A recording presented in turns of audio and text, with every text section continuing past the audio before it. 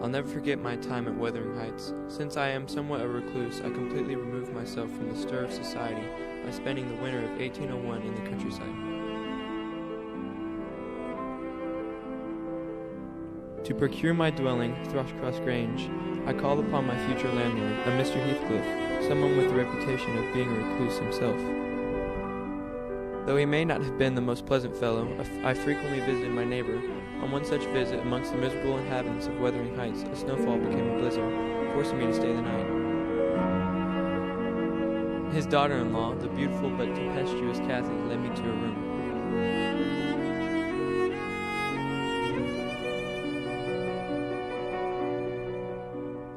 Follow me and try to keep up.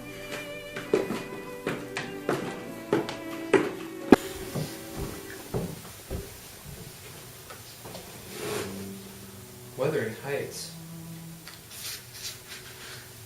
Catherine Earnshaw, Catherine Liddon, Catherine Heathcliff.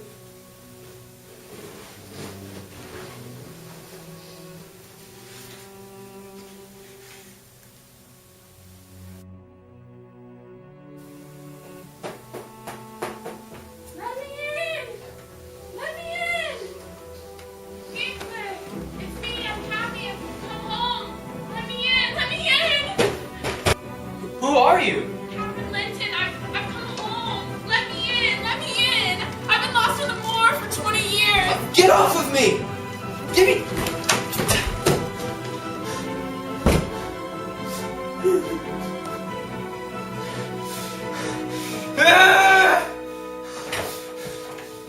What's going on here? Minx Catherine Earnshaw, or Linton, or however she called. She's been roaming the earth for who knows how long. She was out the window. Leave me.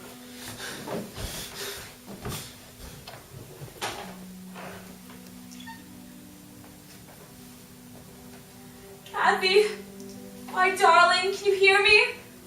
Kathy, come home, please. Upon returning home, I began to question my housekeeper of the inner workings of Wuthering Heights.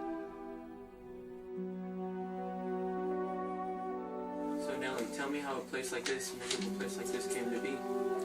Well, sir, Miss Catherine, the one you met at Wuthering Heights, she is the daughter of my mistress. She's gone now, unfortunately. But my late Miss Catherine, she was the daughter of Mr. Earnshaw.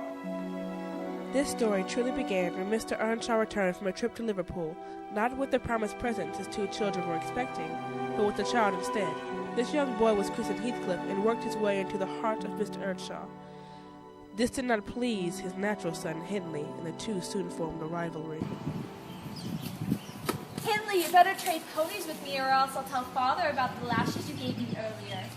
Shut up, Heathcliff, or else I'll make sure you can't walk to tell him. Throw it then.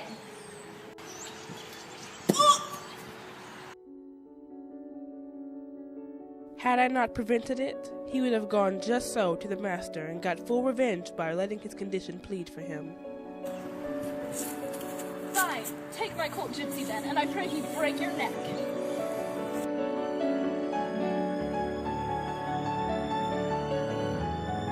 He and the young mistress, however, formed an attachment. They became inseparable. Years passed and all was well, but then old Master Earnshaw died, leaving the house with the now grown Henley, who became increasingly more hateful with the passing of his wife, who left behind only a son, Harrington. Heathcliff! Go clean the stables!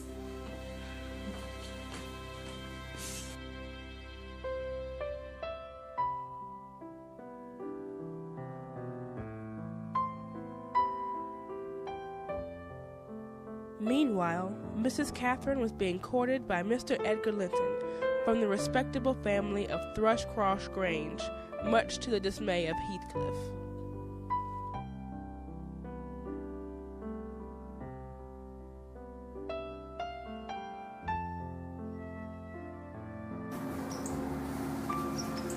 Nellie, I have a matter to discuss with you. Today Edgar Linton has asked me to marry him. Will you accept? I already have. Then what? That's my opinion about it. You can hardly take it back now. But tell me this, do you love him?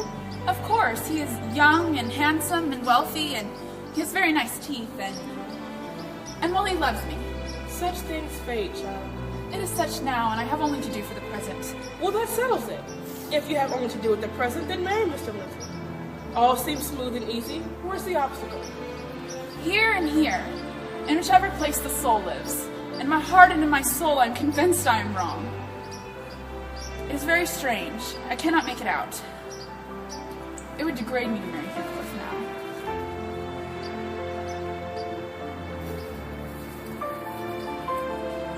My greatest miseries in life have been Heathcliff's miseries. My great thought in living is himself. If all else perished but he remained, I should still continue to be. My love for Linton is like the foliage in the woods. Time will change it. I'm well aware of that, as winter changes the trees. But my love for Heathcliff resembles the eternal rocks beneath, a source of little visible delight, but necessary.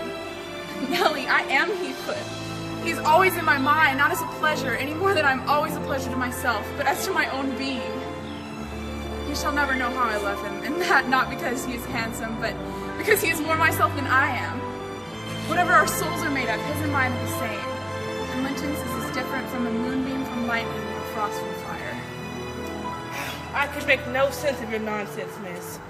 But trouble me no more with your secrets. I promise I will not keep them. After that day, Heathcliff left Wuthering Heights without a word, and Catherine married Edgar Linton.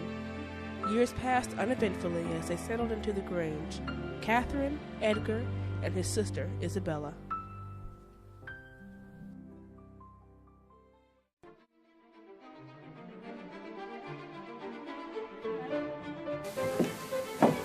Heathcliff, is that you? It's me. Are they home? Where is she? Is she here? Speak! How will she take this? What will she do? And you're a Heathcliff, but altered. Just go and tell her I'm here. I'm in hell until you do.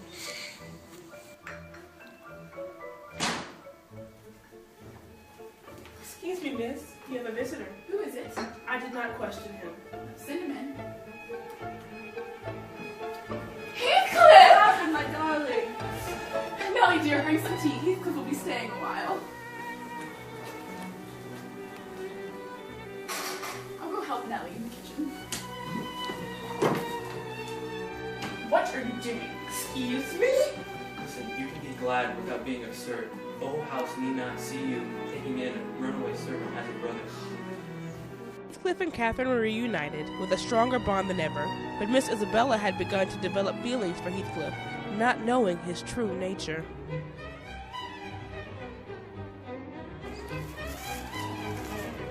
How can you be so harsh? Harsh? On what occasion? How can you expect me to ramble through the moors while you saunter on with Mr. Heathcliff? We didn't care whether you kept with us or not. I simply thought Mr. Heathcliff's talk would have nothing entertaining for your ears. Nonsense. You wished me away because you knew I liked it here. I love him, but you desired no one to be loved but yourself. You impertinent little monkey. I'll not believe this idiocy. It is impossible that you can covet his affections. I hope I misunderstood you. You have not. I love him more than you have ever loved Edgar, and maybe he'd love me too if you gave him the chance. It is deplorable ignorance of his character, child, and nothing else that makes that dream into your head. Pray, don't imagine he conceals depth of benevolence and affections beneath a stern exterior. For shame, you are worse than 20 fiends, you poisonous friend. Heathcliff, I'm proud to show you that someone dotes on you more than myself. Excuse me? We are quarreling like cats about you, Heathcliff. And moreover, I was informed that if I would have but the manners to stand aside my rival as she would have herself to be, would shoot a shaft into your soul, forever fixing you and sending my image into eternal oblivion. Catherine, keep in mind that what amuses you is painful to me beyond expression. Well, she wishes to be out of my society now at any rate. Though Heathcliff had no traces of affection for Isabella, the icy winter between them soon thawed. Yet he still doted on Catherine, the true object of his affection. I've been so far forbearing with you, sir. Catherine wishing to keep your acquaintance, I allowed your presence here, but you are no longer welcome. Cathy, this lamb of yours threatens here like a bull. He is in danger of splitting his skull against my Nellie, go get the men. Get him out of here. Hey, what are you doing? Bear me! Give me that! No! Go before he seeks half a dozen assistants. Why, hell no! I will crush his ribs like a rotten hazelnut before I cross the threshold. Go before he comes back. Go!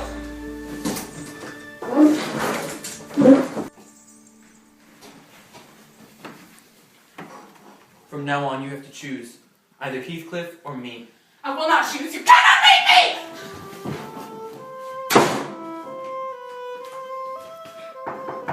Tea, miss?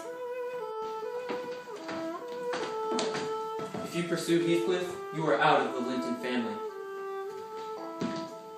My mistress locked herself in her room, refusing to eat, wondering why Edgar would not come for her. She alternately raved and remained in a half-dream, knowing those about her, but having her mind filled with all sorts of strange ideas and illusions. To make matters worse, Mrs. Isabella eloped with Heathcliff that very night. Yes, Miss Isabella. I have not disowned her. She has disowned me. For 2 months, the fugitives remained absent. In those 2 months, Mrs. Linton encountered and conquered the worst shock of what was denominated a brain fever. There was cause for joy as the birth of an heir was announced. I received a letter from Isabella shortly after, confirming my fears of her misery. Dear Nellie, I'm afraid I must confess the nature of Heathcliff that Catherine so brutally revealed to me. Life at Wuthering Heights can only be described as an abyss of misery and sorrow. Though surrounded by many, I am completely alone. Heathcliff and Hindley quarrel constantly, and each time I secretly pray that their fists of rage will lead to my husband's demise. I am most despised by my husband, and though my heart deeply wishes to leave, I cannot. For though he makes me miserable, I cause him misery as well. I do hate him. I am wretched. I have been a fool. Visit me often. Do not disappoint me. Shortly after, Catherine gave birth to an heir in exchange for her own life. Her corpse asserted its own tranquility, which seemed a pledge of equal quiet to its former inhabitants.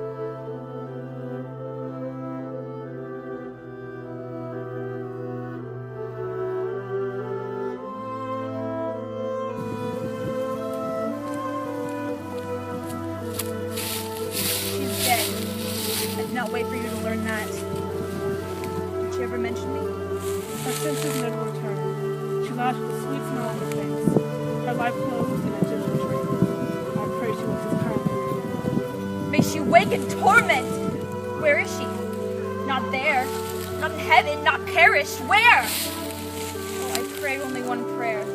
I repeat it until my tongue stiffens. Catherine Earnshaw, may you not rest as long as I am living.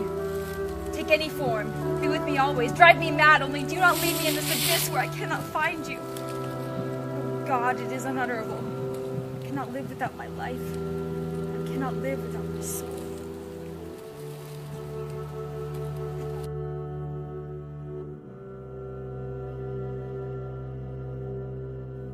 Winters changed to springs, and Hindley passed along with his sister, leaving Heathcliff heir of Wuthering Heights. Isabella, carrying the child of Heathcliff, fled to London. My little mistress, Cathy, named after her mother, was the most witty thing who brought sunshine into a desolate house.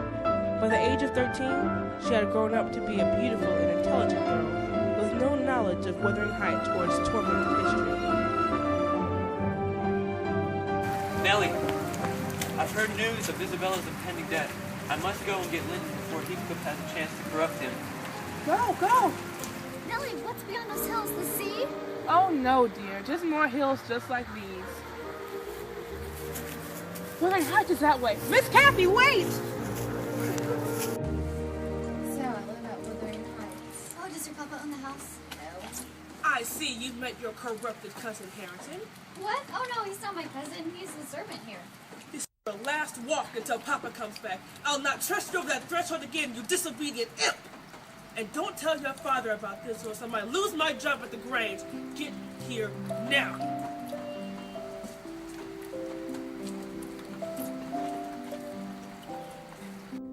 3 weeks passed, and Isabella was dead, and my master returned with his youthful nephew, the sickly Linton.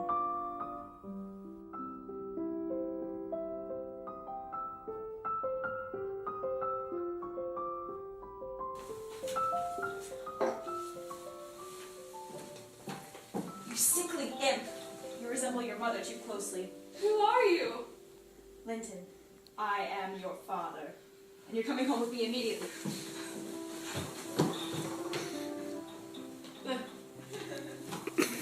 They never drink my tea. I'm getting tired of this.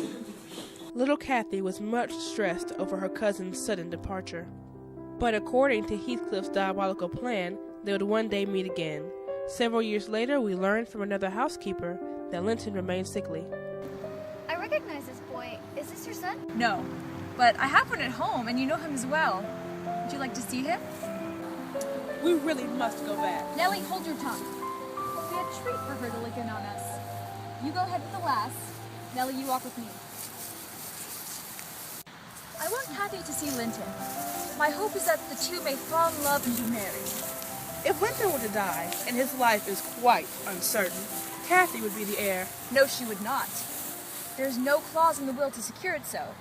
His property will go to me, but to prevent disputes, I desire their union and resolve to bring it about. And I am resolved that she will never approach your house again. This is my son, Linton.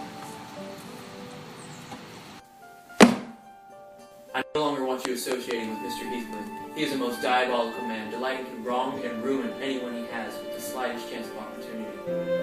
You are to avoid his house and his family. Understand?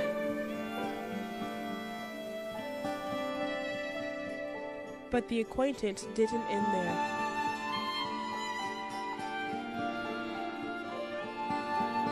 Upon discovering this secret romance, I found Heathcliff's hopes for the two to marry was not as far-fetched as I would have hoped. After burning all the letters, I demanded she sever all contact with Linton and sent a letter to Wuthering Heights, demanding the same from its inhabitants. Yet still, I did not tell the master of these events. Kathy began visiting Wuthering Heights in secret to continue the relationship. I resolved to tell the master. Please, Father, take pity on Linton. I love him, and Heathcliff won't let him come to Thrushcross Grange. You can meet at the moors, but not at Wuthering Heights. What's wrong, Linton? Oh, Kathy, I'm a traitor, and I dare not tell you. But don't leave me, for I may be killed. Boy is obviously not well. Help me take him home, Kathy. But I can't go to Wuthering Heights. Papa has forbidden me. Well, if I must.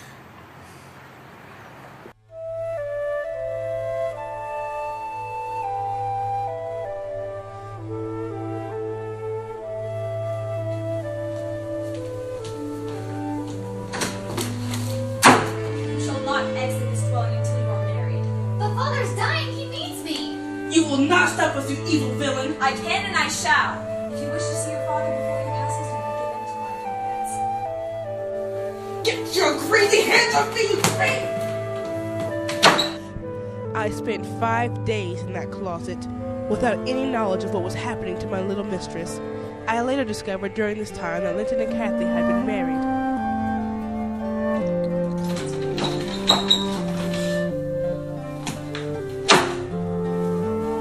Where is Miss Kathy? Probably still upstairs, crying her eyes out. Father says it's wrong for her to want to leave me, for all she has is mine. Shame on you, Linton! Shame on you! She has been nothing but nice to you, and this is what you do to her?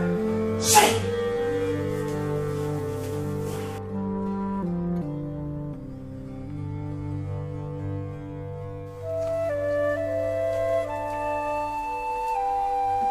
Miss Kathy is safe, sir. She'll be home soon.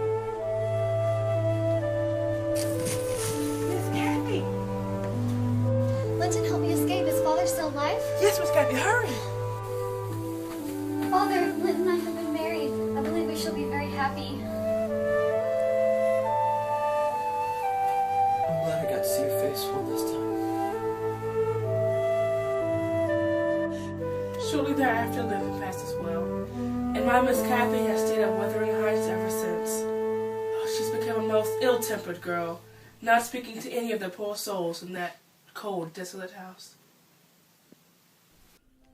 I had no desire to spend yet another winter at Wuthering Heights, so I quit the establishment. I was in the area hunting some 4 months later, and returned to Wuthering Heights to pay my debt for my stay at Thrushcross Grange. Mr. Lockwood! It's Dean. I've come to square away my debt with Mr. Heathcliff. Then it's with Miss Heathcliff you must settle your debt. Why? Well, Mr. Heathcliff has been dead for some 3 months now. How? Yes, he became very queer toward the end. He presumed he was being haunted by Catherine's ghost. Then after 5 days of not eating, he did die. But stay a while, the young couple will soon return. Couple? Yes, Mr. Harrington and Miss Kathy have formed an attachment. I know, I was surprised too when they came to me about it, but I suppose love and happiness trumps all evil. Well, take this for me. Can you settle it for me? Absolutely. Goodbye.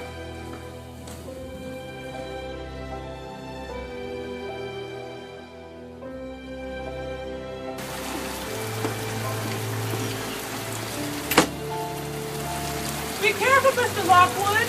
The village folk would swear Catherine and Heathcliff still walk the earth.